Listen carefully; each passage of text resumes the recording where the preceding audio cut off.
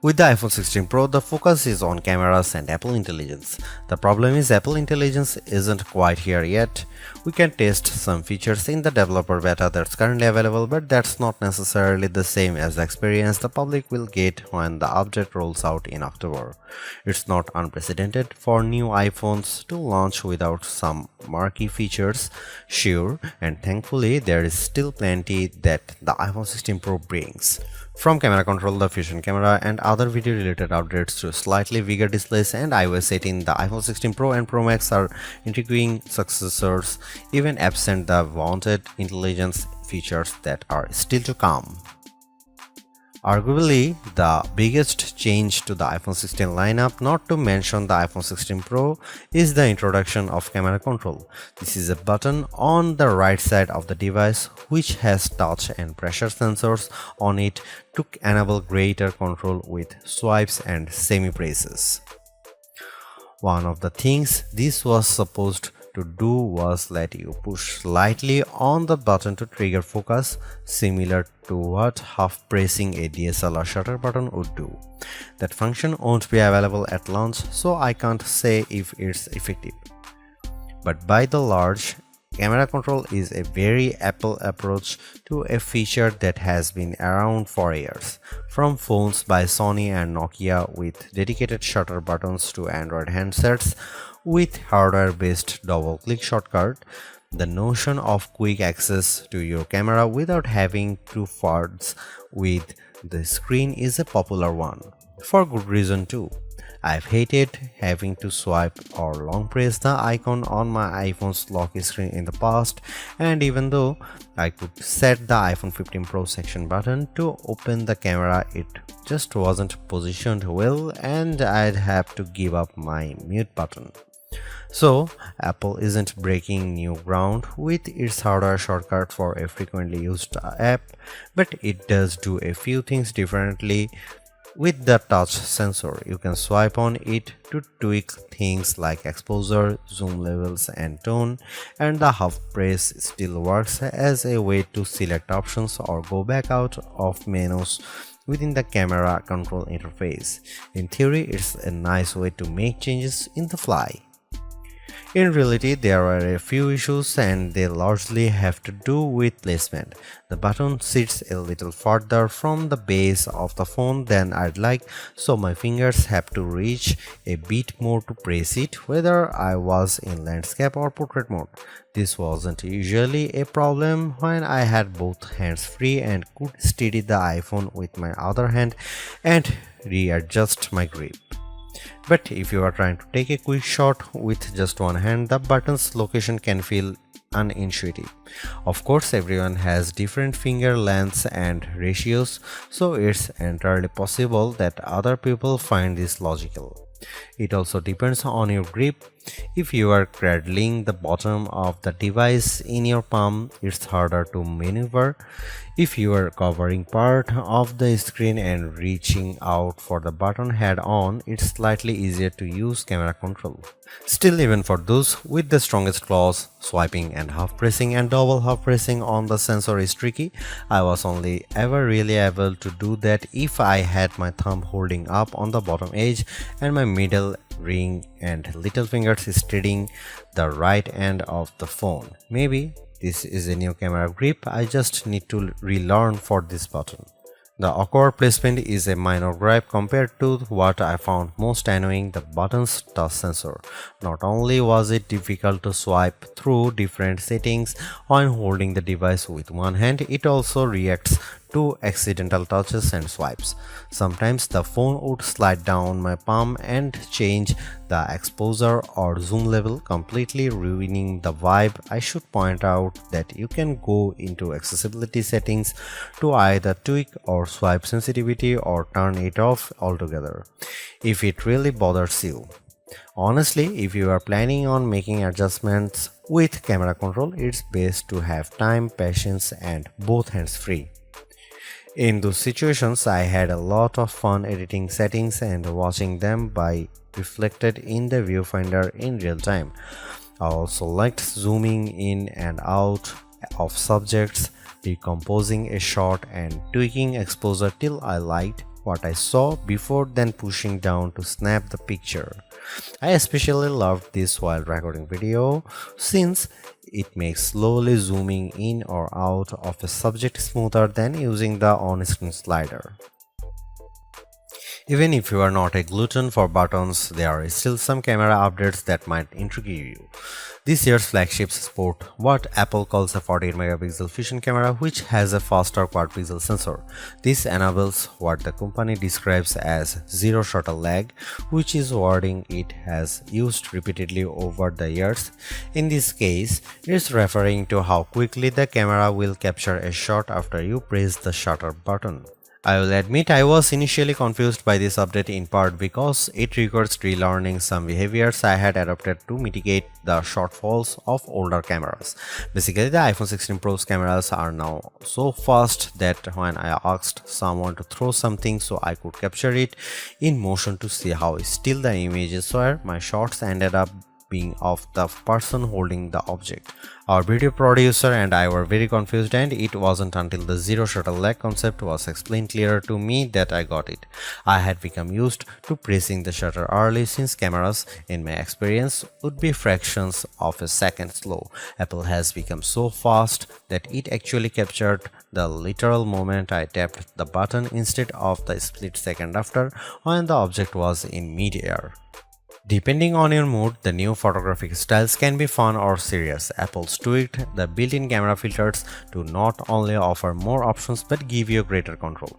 Due to how the company has refined its processing each year, there is also an improved depth map captured when it detects a face in the scene.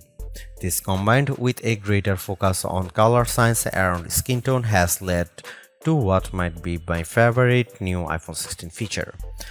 Whether I shot them in portrait mode or not, photos of people what I took using the iPhone 16 Pro were a dream to edit.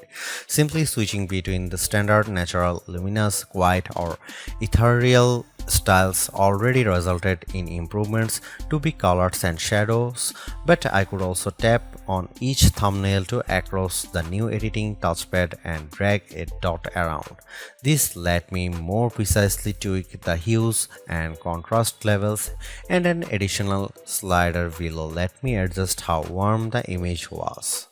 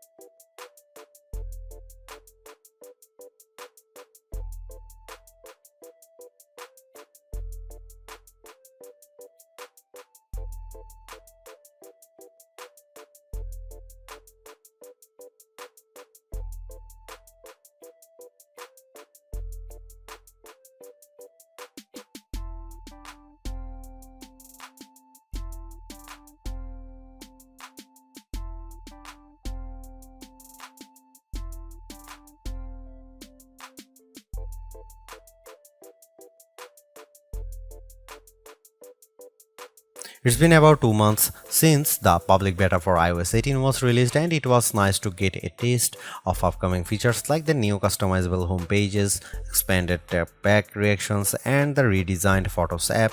With the iPhone 16 launch, iOS 18 is basically ready for prime time with some caveats. This year, more than ever, it's hard to figure out what's coming to your iPhone and what isn't. With the release of Apple Intelligence slated for October, features like writing tools, cleanup for photos, and the redesigned Siri won't be ready till next month, and even then, your non-Pro iPhone 15 won't be compatible. Plus, some features that were teased at WWDC like Genmoji still haven't been added to the iOS 18.1 developer beta, which is where most Apple Intelligence features have been arriving as a preview for app makers. Within the iPhone 16 lineup too, there are things coming only to the Pro models like multi-layer recording in voice memos. It's confusing and can make choosing your iPhone a trickier decision, but for this review at least, the iPhone 16 Pro and Pro Max are getting everything. I cannot wait to try out multi-track recording in voice memos, and I hope Apple sees this yearning as a sign that it should bring this to more devices.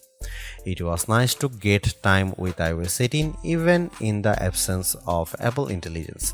Honestly, I'm not even sure I'd like those features that much.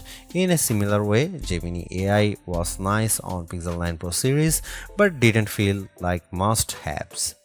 Some of the new iOS 18 touches I noticed immediately are the refreshed control center, which took some getting used to as I had to relearn how to swipe back to the home page since there are more pages to scroll through now.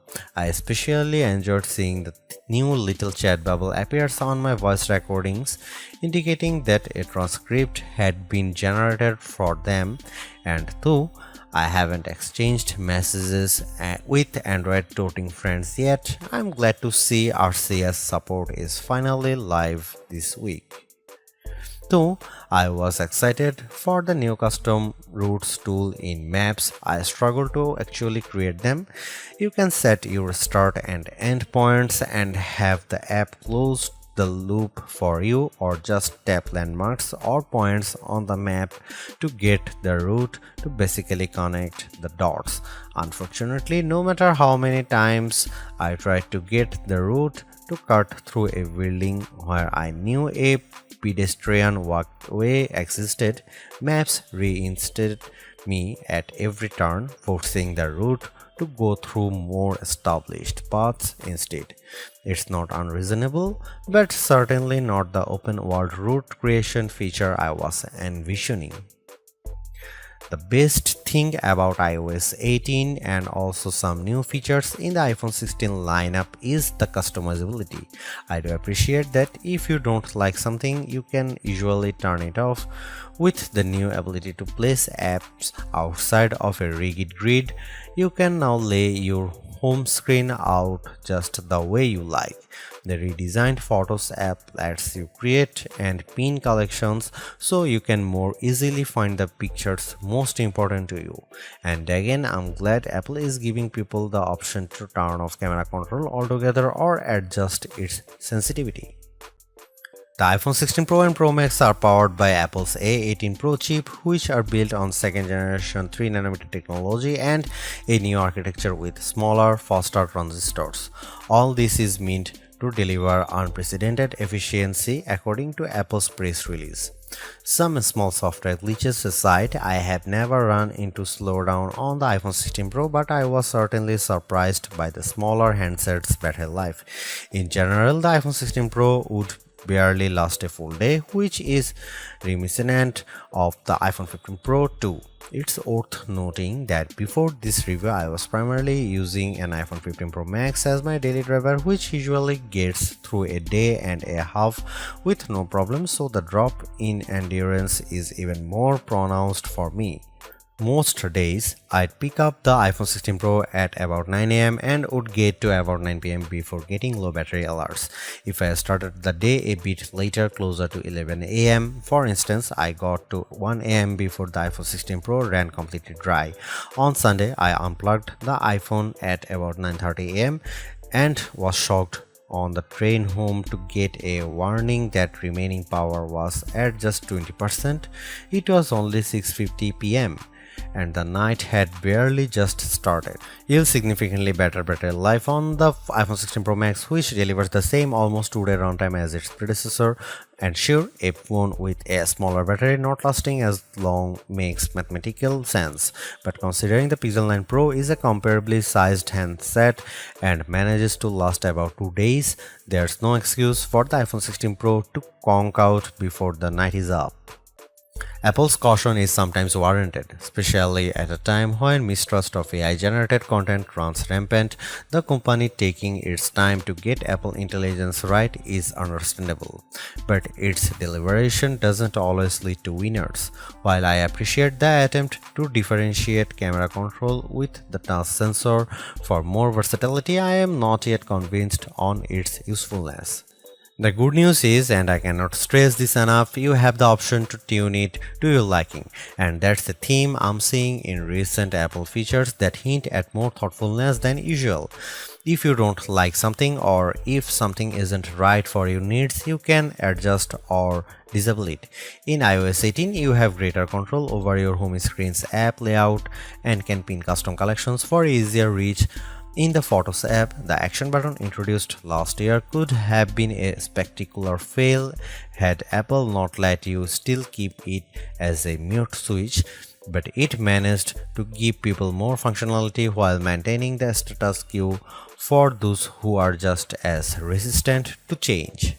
Change is scary, change is hard, but without change, there is no progress.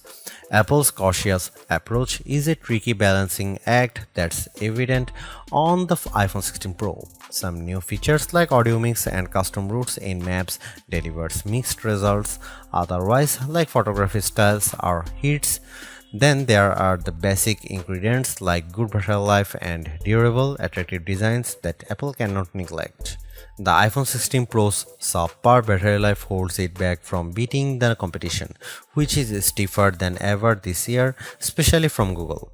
Luckily for Apple, most people who have iPhones are going to stick with iPhones. It's just easier. For those already sucked into the ecosystem, the iPhone 16 Pro are worth the upgrade from a model that's at least 2 years old.